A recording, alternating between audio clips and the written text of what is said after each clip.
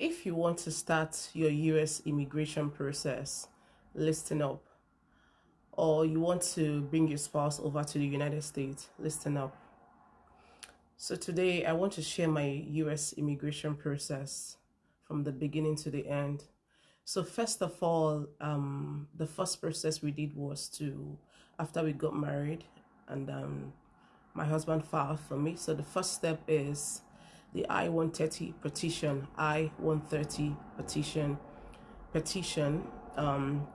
So that involves filling two forms. So the I-130 petition is starts with two forms for the petitioner and for the beneficiary.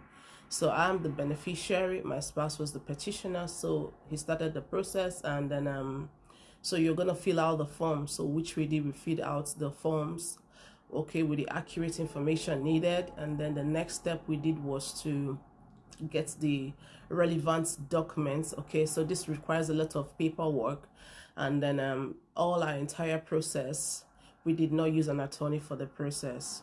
We did not. So we did everything ourselves.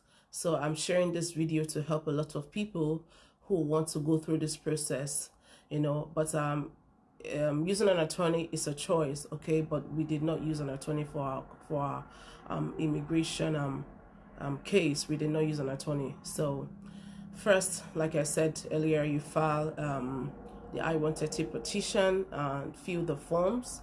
So so there are two ways you can file this petition. You can do your paper filing. We did paper filing, and you can also file online. So filing online, you go to USCIS website. So you're gonna see all the information that is required for you to file the petition. So you're gonna submit the relevant documents. So but before you do that, you have to pay the fee. So we paid $535 for the filing fee. So I don't know, I heard about the prices of this immigration process. Some of the fees have increased. I don't know how true it is. I don't know if it's really in effect right now. I do not know, but we filed it for that price. So the next thing we did was we did the paper filing, and then we submitted it at the US immigration registered lockbox. So it is, you're gonna find that in the website. So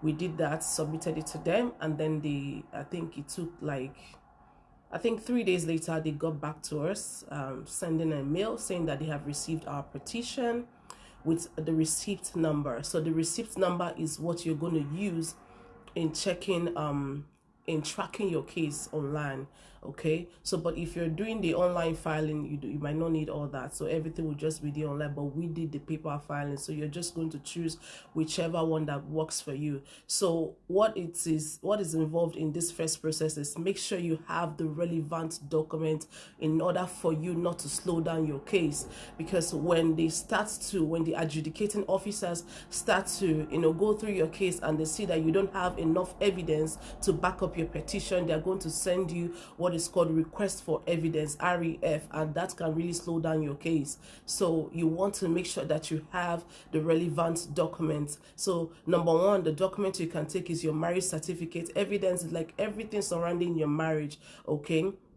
During our own time, what we did was we got family and friends, who are aware of the marriage and everything. So they wrote like a letter, and then it was notarized, so we did all that. So just you just have to think of whatever evidences you want to present to them. You want to prove to them that your marriage is genuine and it's real. So photos of your marriage, photos of you guys with friends and families. So we did that too. So we got all that together.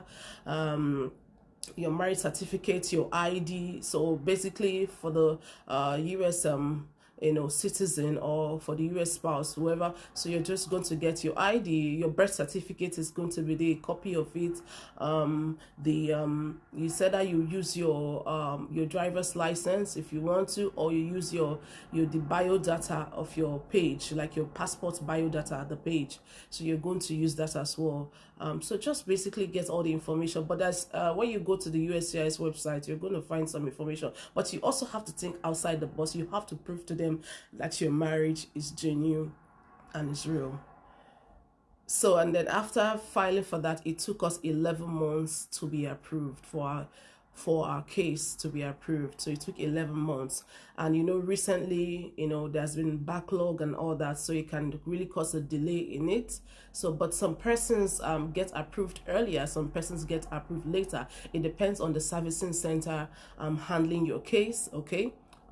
Service centers like Nebraska, I heard they were fast. So at first, when we submitted our petition, we got a notification from service center in Texas, but later on, when we were approved, we got a notification from the Nebraska center. So it all depends, so, and then after that, the next stage is the MVC stage.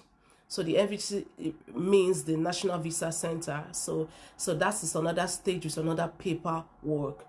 So after they got back to us, after we received our approval notice that our case was approved, the next thing we got was a welcome letter. It's called MVC welcome letter. So we got that MVC welcome letter. I think a week later, after we were told that our petition was approved and we can move to the next step of the process. So in that one, then you're going to start on, you're going to submit another documents again. So you're going to pay some fees, $325 for the immigrant visa fee, and then for the affidavit of support is $120 altogether, plus the supporting document. So you really have to study it and make sure you give them what they want. So you're going to see a list of the document they require for you, like your police report, your birth certificate. But in this process, I would strongly advise, okay, I'm not an attorney, but I'm just saying this based on my experience on the whole process I've been through. Make sure you submit accurate, original, legit documents. Make sure you prove to them that your marriage is genuine. So in that second process, which is the MVC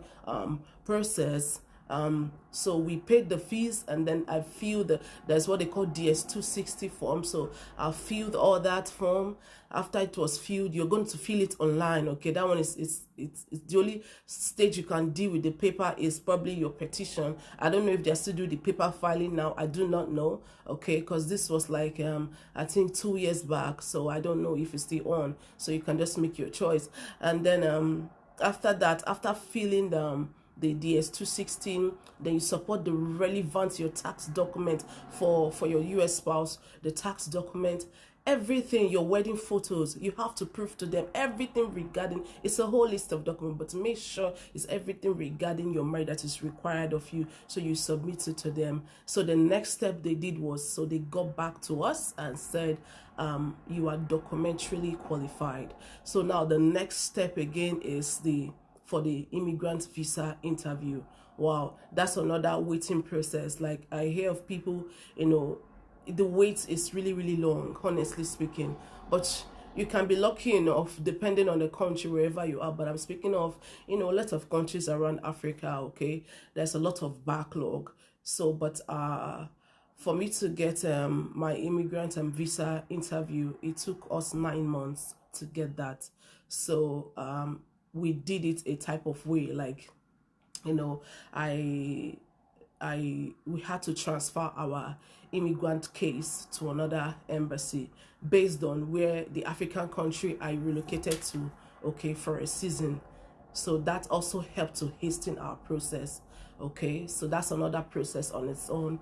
And after we did that, so I think transferred the case while I was there, and then I got a feedback that your case has been transferred. So you're going to transfer the case through MVC. So we got the feedback, and then the next was to wait. And then lucky enough, so basically they schedule the interview based on your DQ date. Okay, so got a feedback from them saying that the case is transferred there, and then later on we waited, and then we got the immigrant visa interview notification that you're invited for interview. And then the next step that was taken was to pay for the medical. So you're going to get all that information. Your medical is very, very, it's a vital part also of this immigration process. So schedule the immigrant visa the medical part of it. So we did all that, paid for it, and the next thing was the interview day, and then the visa was issued. The visa was approved. Yes, the visa was approved, and then waited, and then collected the visa, and then that was how the whole process went. So my advice for this process is just make sure everything you have is genuine. Make sure your marriage is real. They do not want no type of fraudulent activities. They do not want it, honestly. So it takes a lot of mental work. So it's a choice if you choose to use an attorney or whatever you want to do. But like I said earlier, that we did not use an attorney for this case. So thank you for watching. If there's any other thing you want me to make a video of, don't hesitate to write me or let me know so I can make a video of it. Thank you for watching. Bye.